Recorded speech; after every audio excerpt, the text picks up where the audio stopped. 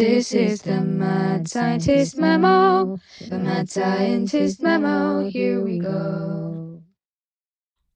Welcome back to the Mad Scientist Memo, I'm your co-host Zahra. and I'm Shreya. And today we're going to be looking at a cold case. We're gonna be uncovering a really cold case indeed. Yes, the case of Count Dracula. Count Dracula is a vampire, and Yeah, so what he actually is a blood-sucking vampire, like you said, but he's a fictional character from the Bram Stoker's novel. This was, it's actually kind of, I don't know if you know this, but he was inspired by a real, very fearsome 15th century Romanian prince called okay. Vlad III, Okay. also known as Vlad the Impaler. And Vlad the Impaler earned the name Dracula, which means son of dragon, by being known for his extreme cruelty. Okay. Yeah. So Vlad III was like this extremely ruthless warlord, but he was not a vampire, of course. He was the inspiration behind the vampire. vampire. Right. But speaking about vampire, where does it come from? Because it's not just Bram Stoker who created this out of Okay. nowhere, right? There are signs and shadows of the vampiric tendencies that run through the mythics of a lot of cultures. Okay. In the Greeks, we had the rhilokolas, which are basically corpses that would swell up and drum on doors. Oh wow. Then we had the Romanians, who had the strigoi, who Okay. were troubled souls who returned to drain the lives of their families. And then, of Very course, dramatic, but yeah, continue. then of course we have the New Englandiers, Where they have vampires. where they have vampires. And vampires, the concept of it has been around for a long time. In medieval Britain, they did believe in the undead, or people you buried would come back to life and haunt you of some sort. So when there were misdoers or people who have committed some crimes of some sort, they would impale Outcasts. them, outcasts. They would impale them, put stakes at their heart to make Oh. sure that once they passed, they They're- remained that way. They they're wouldn't dead. come back and torment the current living. Uh, Then, moving on from 550 and 700 AD Britain, even in the 18th and 19th century in New England and in US, what we saw is this increase in this vampiric panic, which was accelerated by the tuberculosis crisis. all right. Right. So what happened is there's this tuberculosis going on. A lot of people are passing away because of this. Yeah. And there were a lot of rituals conducted where, again, like I said, there were impalements of the heart, of organs. This was, again, to make sure that the people who have passed because of this disease, They stay dead. They and stay they don't dead. transmit the disease they to the somehow living. don't transfer the disease to the living. Hmm. This was, of course, very much prior to the understanding of germ theory. Yes. But again, like I said, this legend has been running its course through the veins of history for It's a really been prevalent in a lot of cultures. Yes. Now, moving forward to a more fictional landscape, we have Count Dracula. Before we get into anything, why don't you elicit some of the Let's talk signs about and symptoms of what it takes to be Count Dracula? yeah, like what is it that makes a vampire vampire? Yeah. Obviously, the most characteristic thing is that they're blood sucking, or like they feed on blood of other Right. humans, of animals. That's what's most characteristic, other than the teeth. The characteristic Thanks. fangs. Yeah. Precisely. Another thing about vampires is that they are photosensitive, or they're intolerant to light of any sort. Yes. And I can characteristically remember that one scene from Hotel Transylvania where Drac is like flying Yes. in broad sunlight and he's getting charred, but he's going behind the Jonathan, aeroplane that yeah. Jonathan was in. Right. Another thing is that they're sensitive to garlic. Then, like I said, they have this dependence on blood. They feed on blood. And there's also the fact that they're immortal. Yes. That's what is the most important thing about them in these cultural correlates that Right, we talked right. about, is that they don't die. Their immortality that is Yes. rooted in the culture of the undead phenomenon. They're also exceptionally pale. That's another characteristic, I guess, of vampires. Yes. So With that, let's open the case file. yes, let's talk about each of these characteristics one by one, and How it could be medically plausible, maybe. maybe Yes. starting at number 1 is photosensitivity and their intolerance of light. Now, a medical condition where there is photosensitivity is something called porphyria, Yep. which is caused due to a derangement in the biochemical pathway that causes heme synthesis. Heme is a Right. part of hemoglobin. So if there is a derangement in that pathway, you get a group of conditions, or one of a group of conditions called porphyria. Yes. Photosensitivity in porphyria per se occurs because this defective heme production causes light absorbing porphyrins to build up in your skin and blood. So when visible light hits these porphyrins, it excites them and it releases energy, and then you get characteristic like pain, swelling. So you're just intolerant to light in general. Right.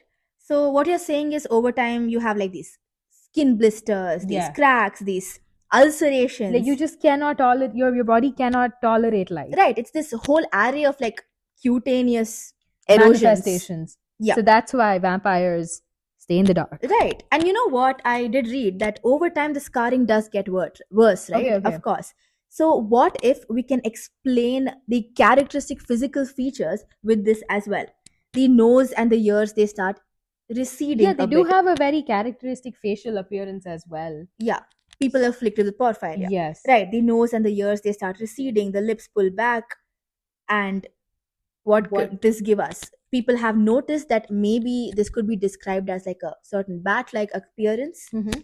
Again, tying that to vampires. Yeah. Another thing I forgot to mention is that in most of the stories, vampires are part-time bats. Like they can just Part-time bats, yes. transfigure into bats. Right. Moonlighters. Yes. Okay. Have you heard about moonlighters? No. It's the people who have multiple jobs. Okay. Okay. Irrelevant. No, like part-time bat, part-time vampire. Part-time vampire. Perfect. Okay. Moving forward, I mentioned that they're garlic sensitive, or they cannot tolerate garlic whatsoever. Yes. This is because garlic has chemicals that exasperates the symptoms of porphyria. Yeah. So that's why do not go to a vampire with garlic. That's actually crazy. What is the exact enzymes that work upon it? The ALA synthase. Yeah. That's the enzyme on which it acts on, and it worsens the porphyria, which is it's the most important enzyme in the heme synthesis pathway. Right.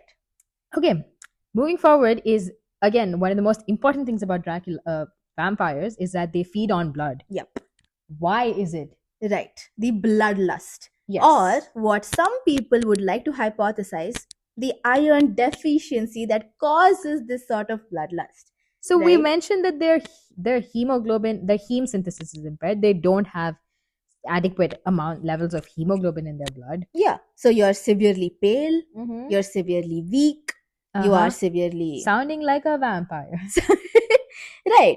So in folk medicine, like back in the day, Okay. a lot of people thought that the cure for a lack of a life force is to consume it. Right? So if you have lack of blood, then go drink blood. Yes. Animal blood, high in heme iron. I mean, it's kind of tragic logic, isn't it? Because drinking blood wouldn't actually cure porphyria, Yeah, because the stomach acid is going to immediately destroy the heme that is directly Mhm. consumed that way. True. But maybe the craving makes some sort of biological sense, Like right? if you It's have a the- deficiency of something, then your body craves it. Yeah, like the body is screaming for what it lacks. Yes. Hmm. Another explanation could be that they don't have blood, so they depend on this external blood that they consume to transiently regulate or transiently carry out their physiological functions. Okay.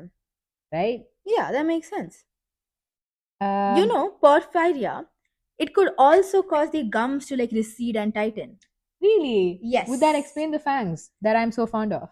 Maybe that explains the fact that since the gums have receded and tightened, Huh. you're exposing more of the roots of the teeth. So the teeth appear longer, Maybe. fang-like, maybe. Appearance, not Yes, optical illusions all around. okay. Moving forward to one of the most important things, or one of the most intriguing aspects about this entire saga, is the science of them being undead. Right. And it's basically just things that villagers in these medieval era found when they dug up bodies, that they've made them feel like, oh my god, these bodies are not dying. But however, they were just standard taphonomy, which is just naturally how decomposition is supposed to occur. So we're going to run through a few of these symptoms that made these villagers think that the body isn't dying, Right. but they're just what happens in the natural course of Right, right. So decomposition. basically, what you're saying is when these sort of bodies that were buried were then dug up, they saw a lot of signs and symptoms of what appeared to be a healthy body, Yes. and they mistook that for an undead creature Yes. or a vampire, right? But in actuality, it's just the symptoms of decomposition kicking in, Yes. which they did not realize at that time. Starting at number 1 is that they appeared well fed on blood, but this is just bloating because gas is produced by bacteria during decomposition expand the torso. Number 2 is that the corpse had something called purge fluid, which is that they had like fresh blood on their lips, so it looked like they had just fed on blood. This is also because the gases in the body and in the stomach sort of push that Yeah, and bring about an upwards force which causes the blood Yeah, to come out and like there's accumulate in the decomposition blood. of your lungs, Yeah. and that leaks this reddish fluid through your nose and mouth, but it would Right. appear as if they just drank blood. Yeah. Third is growing nails or hair. It appears as if they're growing nails or hair, but this is actually because your skin dehydrates and shrinks back, so your nails and hair appear to grow Right. longer, just like the fangs theory. Right. And lastly is groaning sounds. Like it would appear to these villagers that these bodies are making sounds. However, the actual science behind it is that moving a bloated body forces gas past their vocal cords, which produces sounds, but they're not actually moaning or Making those noises. yeah, exactly. And all these rather misunderstood signs and symptoms is what led to people at that time again progressively increasing their belief in requirement of staking or All of these myths and yeah. yeah. And all of these together bring us like this 360-degree vision of the myths, debunking the myths, Debunking. explaining the myths, bringing some sort of biological understanding to the myths. Yes. That's a wrap for today's episode about vampires. We hope that was fun. Thank you so much for listening. See you next time. Bye. Bye.